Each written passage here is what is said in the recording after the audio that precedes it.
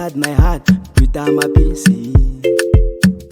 Hazvina mhaka wakandiramba, ndangoti ndingonyorawo tsamba ndichiti butsu ndichaiwana piko butsu yangu, butsu yandakapedza nekufa ndaingova newanipeya butsu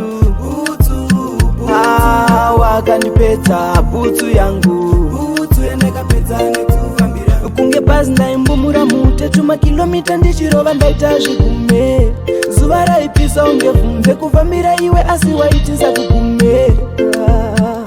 Dai ndakaziva tichangotanga zvimwe kuda, dai ndisiri kumbochema uona wakabaya moyo ndikatamisa tsoka ona nhasi kwazvazvosvika. Kana ndikarangarira shangu yangu yeah, yandaipfeka ndichiuya kumba kwenyu kure. Kana ndikarangarira shangu yangu yeah, yandaipfeka ndichiuya kumba kwenyu kure. Ndichaiwana piko butsu yangu, butsu yandakapedza nekufa ndaingova newanipeya butsu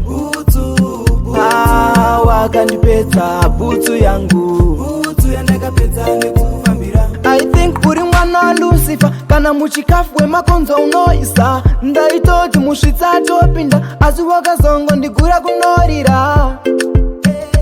Hazvina mhaka wakandiramba, ndangoti ndingonyorawo tsamba kupedza nguva yangu ndichifamba, nerimwe zuva zvichakuwana iwewe. Ndichaiwana piko butsu yangu, butsu yandakapedza nekufa ndaingova newanipeya butsu